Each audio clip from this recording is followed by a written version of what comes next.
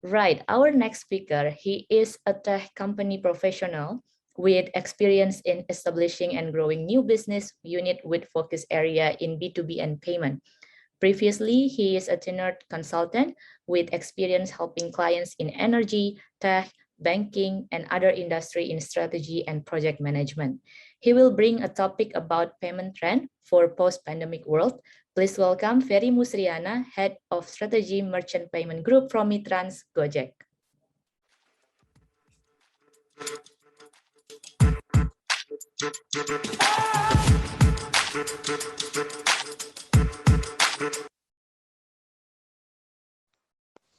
Hello everyone.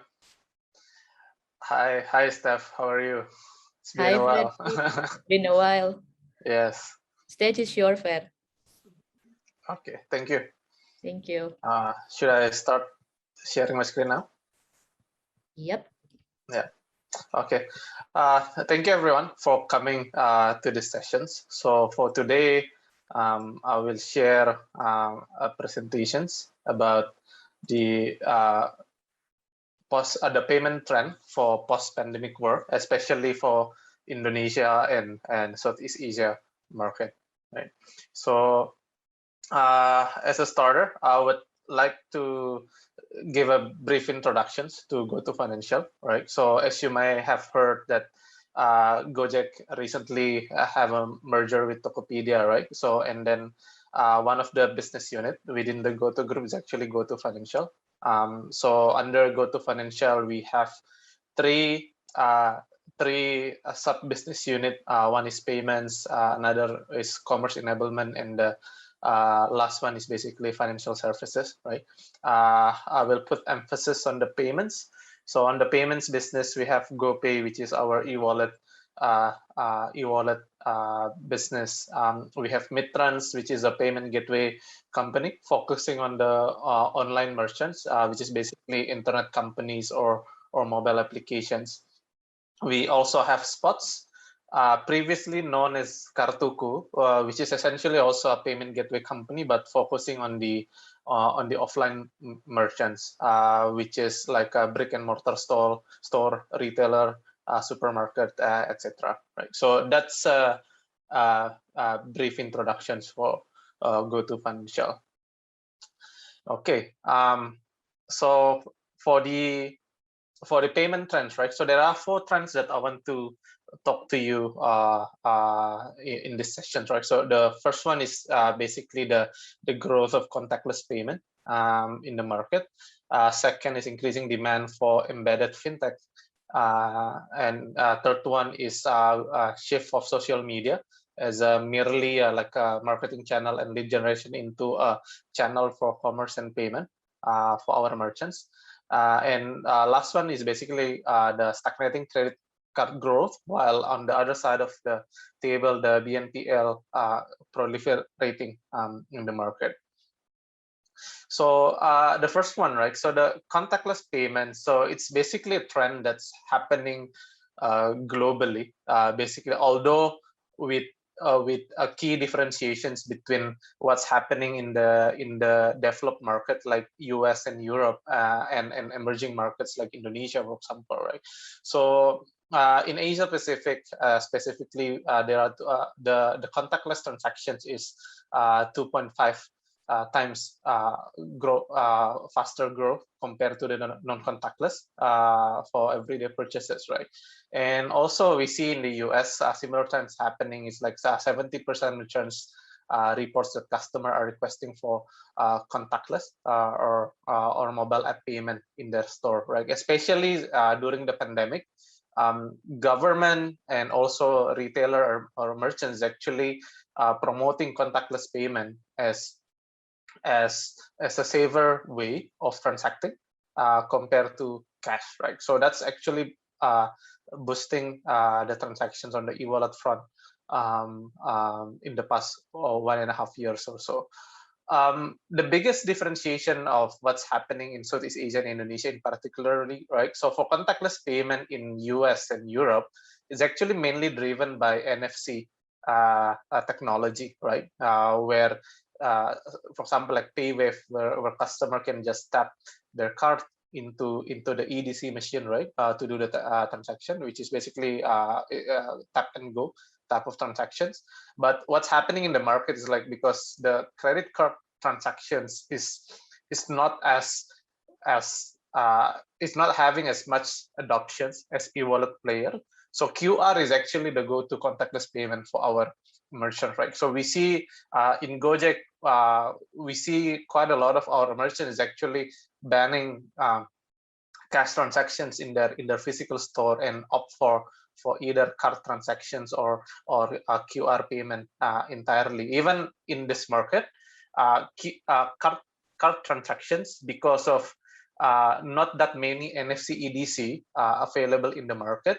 So technically, if you use card payment in the store, there is still some physical touch happening, right? Because you give your credit card to the cashier, and then they will input the amount, and then they will give it back to you, right? So there is essentially a contact there. Where for QR, why it's more favorable, because technically you don't need to have any contact whatsoever. You can just scan the QR in the store, right? And voila, the transactions will be completed. Another trend that are very unique for Indonesia market, specifically, is the QRIS, right? Which is basically the QR interoperability standard between e-wallet players, and also including banks as well, right? So what does this mean? So previously, before QRIS, right? If you are a average customer going to the store, right? If you, let's say, use GoPay, you can only pay using QR if that merchant have a QR sticker issued by GoPay, right? But with the QRIS standard now, let's say if you go to a merchant and that merchant actually have, let's say, Shopee Pay QR sticker or Dana QR sticker, you can actually still use your GoPay wallet to make that transactions, because the QR is interoperable, right? So it's actually a game changing in the e-wallet industry. All right. However, the biggest challenge right now that e-wallet players sees in the market is, I think, not that many customer aware yet about this interoperability. Hence, like, people still, like, if you see a Shopee Pay QR, you will still use Shopee QR, and if you don't see GoPay, for example, you will stop. You will not pay because you don't think GoPay will not be accepted there. So I think that's the biggest challenge. The second, on the bank side, right? So why it's interesting, because now most of the banks in Indonesia, which have their own mobile banking apps, can now also make payment using QR, right? Because most of the top banks in Indonesia right now also have like scan QR features in their mobile app. Hence, their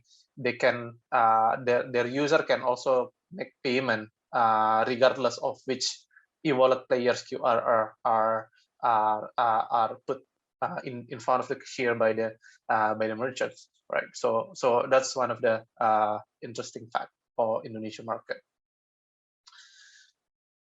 The second trend is basically increasing demand for embedded fintech, especially for tokenizations. All right, so embedded fintech essentially is basically allowing for, let's say, marketplace website or mobile applications to be linked into the customer either mobile wallet account or their mobile banking account, right? So previously, before this become available in the market, right? So let's say if you want to pay using GoPay or BCA, right? So you go to the Tokopedia app, you want to pay using, let's say, GoPay, you need to switch applications from Tokopedia app and go to the GoPay app, right? So there is some extra steps and extra effort need to be done to do the transactions.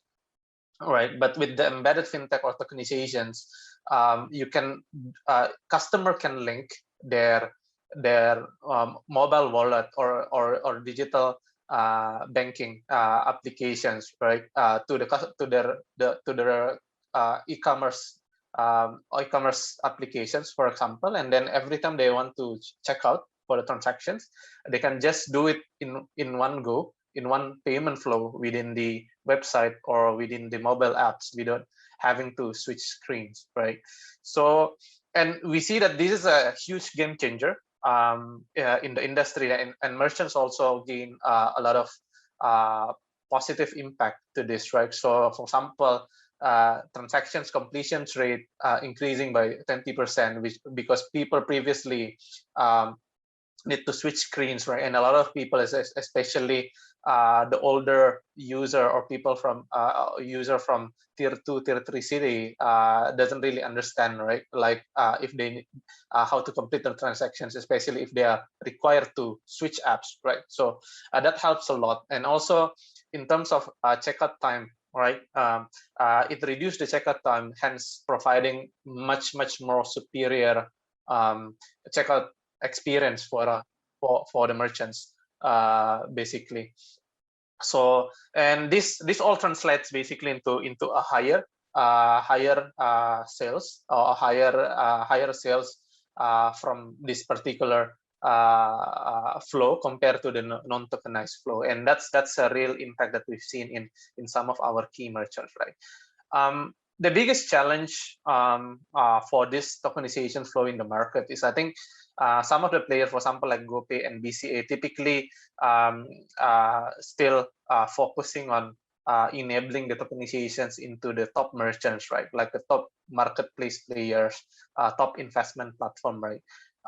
So hence, it's not as widely available to as many merchants yet, but all the players is now start to make this as a default integrations method for merchants in Indonesia. All right, so that's the second trend. The third trend is basically, I think we've seen this in the past few years, right? But what's changing is basically COVID just accelerate the adoptions of social media as a channel for commerce for our merchants. So previously, traditionally, channel for sales is only online and offline, right? But we do believe that the social media is actually a different channel class, if you might say, compared to the online and offline store, right? So previously it's just for engagement, for marketing, for lead generations. Now it's being used for commerce in Indonesia, right? And one of the interesting innovation that comes out of the social media adoptions by brands is actually what we call payment link, right? So where brands can actually interact with user using WhatsApp, using Instagram, using Facebook account, and they can interact with the customer there, confirm the order, and then the store can send the link to the user, which if it's clicked by the customer in their WhatsApp, for example, it will be redirected to a checkout page where they can provide their credit card informations or make payment using virtual account bank transfer, right? And this is actually something that's very interesting that's happening, because previously when this technology was first introduced, like I think like 1 or 2 years ago in the markets, typically the social sellers are the one who's using this. It's basically like the small fashion store having an Instagram store, like typically managed by like 1 or 2 people, right? Selling, let's say, clothing items in the store, are the one who's typically using this. But due to the pandemic, for example, like supermarkets is one of the key major adopter of this method in the past 1 year, right? So big supermarket like Hero and other Lotte and other brands, right? So they start adopting this, connecting it with WhatsApp business account, right? So they can actually interact directly with the customer using social media messengers. Restaurant as well.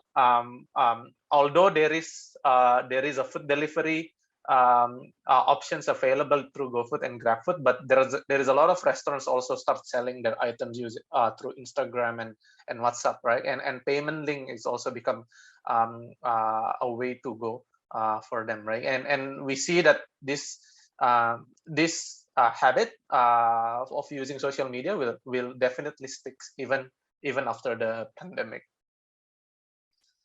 right? And then the last one, the last trends that I want to explain, right, is basically BNPL proliferations in the market, right? Here is just two chart that show the stark contrast of what's happening in the market, right? In terms of credit card issued, based on the data by Bank of Indonesia, right? So the number of credit card issued by banks in Indonesia is actually declining since 2019. Right? It's been relatively flat for the past 4 years, but and then it's declining in the past 2 years, right? Similar, if you see the number of EDC for card payment available in the market, it's actually hovering around only like 1 million EDC, or only 1 million EDC issued by banks or any acquirer in the market in the past 3-4 years, right? So it's actually quite stagnating, right? While at the same time, BNPL players like Credivo, for example, this is a snapshot from their IPO presentations document, right? So they currently have 3 million user base already, which was grown by more than 5x in the span of just 2 years, right? So and it's very interesting, right? And there are other players as well in the market other than Credivo that also experiencing a rapid growth like this, right? Because and it's happening globally, similar with what's happening in US with Klarna, Afterpay in Australia, and other geography, right? One of the reason why BNPL proliferating compared to credit card, I think so. One is we see that in the past 1 year, especially since the beginning of this year, the BNPL players have aggressively trying to acquire customer through promotions, merchant integrations, etc. Right? So there's a lot of promotions are given to the customer, right? And as a merchant, this is actually it's beneficial for merchants because it can boost their sales as well, right? And one of the biggest differentiations that we see between customers that are using BNPL and other payment method like e-wallet and bank transfer, for example, is like the ticket size for BNPL, similar with credit card, is actually typically higher, right? So these are the type of purchase for tickets, high ticket size item like electronic, etc. Right? So it's increased the average order size for some of the merchants that are using it.